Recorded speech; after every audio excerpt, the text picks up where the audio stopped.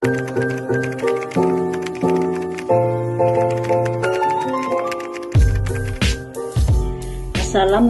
warahmatullahi wabarakatuh. Selamat pagi anak-anak. Sampai berjumpa lagi dengan pelajaran kimia. Pada mata pelajaran kimia ini merupakan lintas minat dari pelajaran kelas 10, 11, dan 12. Baiklah, sebelum memulai materi pelajaran kimia pada semester 1 kelas 11 IPS ini, Ibu memperkenalkan diri dulu. Nama Ibu Yulia Purnamasari, mengajar mata pelajaran kimia. Anak-anak, pada tahun ini kita masih belajar melalui daring, belum bisa tatap muka. Kenapa belum bisa tatap muka? Karena virus pandemi masih ada di Lubuk Linggau ini. Anak-anak, saya mohon pengertiannya. Mungkin pada mata pelajaran kimia ini merupakan suatu kesulitan, bukan pelajaran wajib, tetapi merupakan pelajaran lintas minat.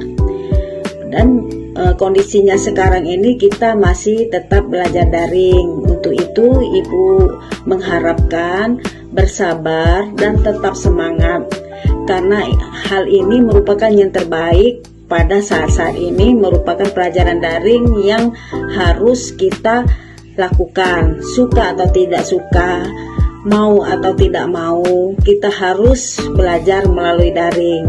Nah, bagaimana solusinya supaya tidak adanya kejenuhan dalam mempelajari daring ini?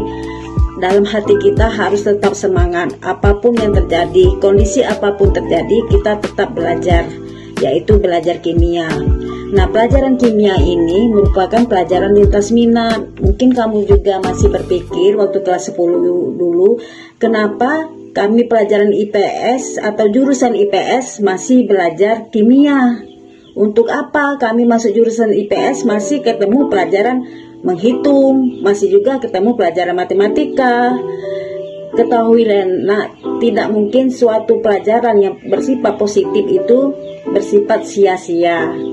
Karena apa? Pada peraturan sekarang, fakultas kedokteran, fakultas farmasi bisa dilakukan atau dipilih oleh anak-anak IPS. Nah, anak-anak IPS itu harus punya dasar untuk masuk perguruan tinggi jurusan kedokteran dan farmasi. Untuk itulah diadakan pelajaran lintas minat kimia. Kita harus optimis, kita semuanya sama lah ya.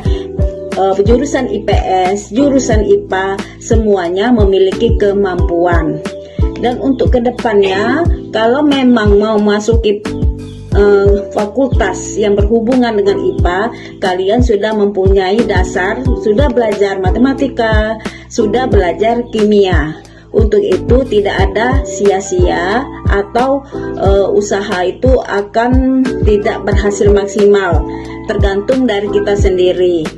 Mau tidak menerima materi lintas minat yang notabene bahwa kimia itu merupakan hafalan rumus, kemudian perhitungan.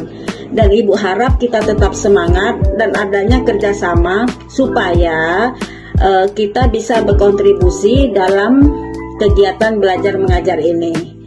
Dan kita tidak bisa memaksakan diri, saya bosan Bu, daring terus, ya harus bagaimana, itulah pilihan yang terbaik.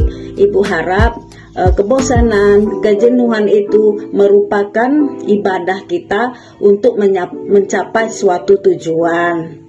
Jadi sebelum memateri ini, Ibu membangkitkan motivasi kamu supaya tidak bosan, tidak jenuh dalam belajar daring. Dan tiba-tiba dalam suatu proses kita belajar daring atau belajar kimia, kalau ada hambatan, tolong kita komunikasi. Bagaimana supaya pelajaran kimia ini membangkitkan semangat kamu, menjadikan ketertarikan kamu, supaya kita tetap semangat belajar kimia. Kenapa belajar kimia ini? Ibu ulangi lagi materi yang kelas 10. Kenapa pelajaran kimia ini dibutuhkan pada jurusan IPS?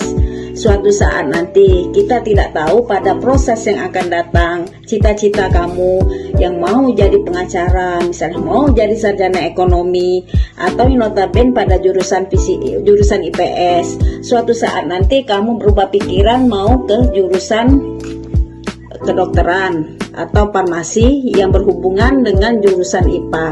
Nah, pada jurusan IPA ini atau mau ke jurusan teknik misalnya, nah kamu sudah ada dasar. Sudah dasarnya apa? Sudah belajar kimia dari kelas 10, 11, dan 12. Untuk itulah pelajaran kimia dibutuhkan. Kalau tidak mau jurusan, misalnya waktu untuk kuliah nanti tidak mau mengambil jurusan IPA, ya masih dibutuhkan pelajaran kimia ini. Untuk apa? Ya, pelajaran kimia ini minimal kita berpikir secara ilmiah. Berpikir secara ilmiah masih dibutuhkan pada semua profesi.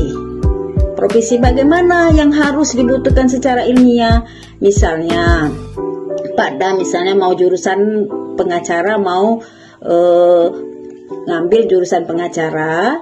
Nah, pengacara itu membutuhkan pemikiran untuk memenangkan suatu kasus.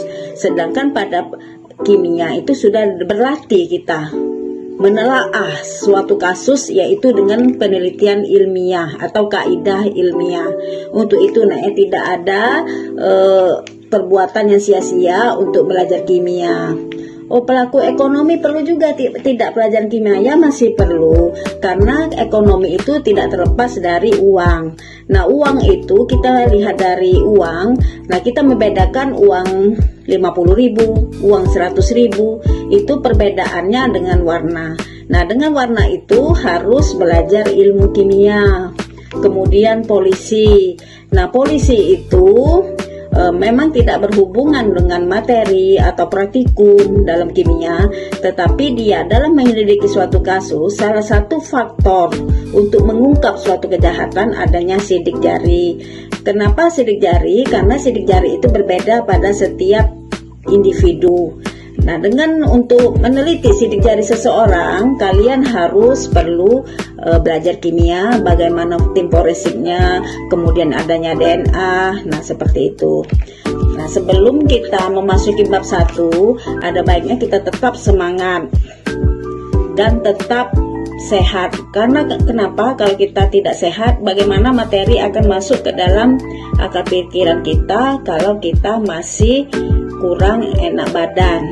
Nah, dalam masa pandemi ini, Ibu berharap jaga kondisi kesehatan, kemudian kalau tidak perlu, tidak usah keluar rumah, karena sebaik-baiknya dan seaman-amannya adalah di rumah sendiri. Baiklah anak-anak, pada materi ini yaitu bab 1, kita memulai pelajaran bab 1 dengan judul senyawa hidrokarbon dan minyak bumi. Nah, ini materi pertama kali pada semester 3. Pada semester ini, semester 2, walaupun kamu jurusan IPS, materinya sama dengan jurusan IPA, yaitu adanya teori, kemudiannya adanya perhitungan. Di situ kita melihat analisis bagaimana kita menghubungkan teori dan perhitungannya. Baiklah, pada bab 1 ini kita mempelajari senyawa hidrokarbon dan minyak bumi. Apa yang dimaksud dengan senyawa hidrokarbon? Namanya saja hidro dan karbon. Hidro itu merupakan dari hidrogen atau simbolnya H. Karbon itu adalah C. Jadi karbon itu secara fisik, secara umum bahwa warnanya hitam, itu secara umumnya. Nah, kenapa kita membahas secara hidrokarbon? Hidrokarbon ini banyak dibutuhkan pada kehidupan sehari-hari. Misalnya kalian bermotor atau bermobil pasti menggunakan bahan bakar. Nah, bahan bakar itu bisa terdiri dari bensin, kemudian pertalit atau solar. Nah, itu merupakan suatu hidrokarbon. Manusia tidak terlepas dari senyawa hidrokarbon. Apalagi dengan minyak buminya. Nah, minyak bumi itu terdiri dari, kita lihat ibu memasak di dapur, ada gas LPG. Nah, kemarin waktu zaman ibu kamu masa kecil dulu, adanya minyak lampu untuk sebagai bahan bakar untuk memasak. Nah, senyawa hidrokarbon ini merupakan senyawa yang sangat dibutuhkan manusia dalam kehidupan sehari-hari.